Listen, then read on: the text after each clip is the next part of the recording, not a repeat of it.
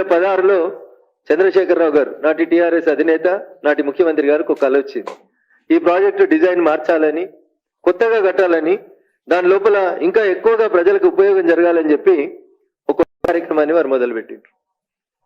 వారు మొదలుపెట్టిన రోజు వారు వేసినటువంటి అంచనా డిపిఆర్ ప్రకారం 63,000 కోట్లకి అంచనాతోటి 2016లో చంద్రశేఖరరావు గారు కాళేశ్వరం అనేటువంటి ప్రాజెక్టుకి ప్రపోజల్స్ రెడీ చేసి ముందు చేసినారు. 63,000 కోట్లు కాస్త డిపిఆర్కి వచ్చేసరికి 80,000 కోట్లు అయింది. ఈ రోజు దాకా ఖర్చు పెట్టింది 105,000 కోట్లు ఖర్చు పెట్టిండ్రు. జూన్ 2024కి ఈ ప్రాజెక్టు పూర్తి చేస్తాం. దీని కాస్ట్ వచ్చి 1,48,000 కోట్లు అని చెప్తున్నారు.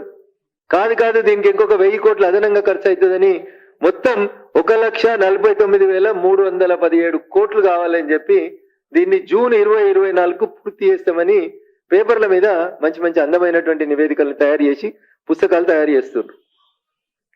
ఎంతకు మొదలైందన్న 17,875 కోట్లకు మొదలై ఆ రోజు 12 లక్షల ఎకరాలకి మొదలైనటువంటి కాళేశ్వరం, ఇయాలటి కాళేశ్వరం నాటి ప్రాణహిత చేవెళ్ళ 17,875 కోట్ల నుంచి 1,49,317 కోట్లకి ఎన్హాన్స్ అయింది. అంటే తెలంగాణ సమాజం ఒకసారి ఆలోచించుకోవాలి. రఘునందన్ రావు చెప్తలేడు.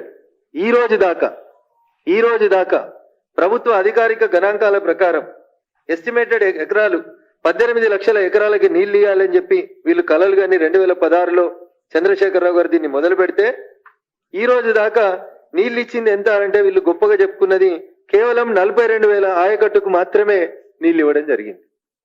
ఎంత ఖర్చు పెట్టిరన్నా ఇయ్యలేడు దాకా 105,000 కోట్ల రూపాయల నిధులని ఖర్చు చేసి 105,000 కోట్ల రూపాయలని ఖర్చు చేసి ఇయ్యాలటి దాకా వీళ్ళు ఇచ్చినటువంటి ఎకరాలు ఎంత అంటే 42,000 ఎకరాల ఆయకట్టుకు మాత్రం అదనంగా నీళ్లు ఇవ్వగలిగింది 10 సంవత్సరాల బీఆర్ఎస్ ప్రభుత్వ పాలన. ఇదంతా మెష్ అవుతుంది కాబట్టి ఏసీబీ ఇన్వెస్టిగేట్ చేస్తేనో మేడిగడ్డ పోలీస్ స్టేషన్లో ఎఫ్ఐఆర్ చేస్తేనో దీనివల్ల ఫలితం జరగదు. కాబట్టి దీని వెనకాల ఉన్నటువంటి కంపెనీ తెలంగాణ సమాజం అంతా తెలుసు, దేశం అంతా తెలుసు. మెగా ఇన్ఫ్రాస్ట్రక్చర్ అనేటువంటి మెగా అనేటువంటి ఒక కంపెనీ దీని వెనకాల ఉంది.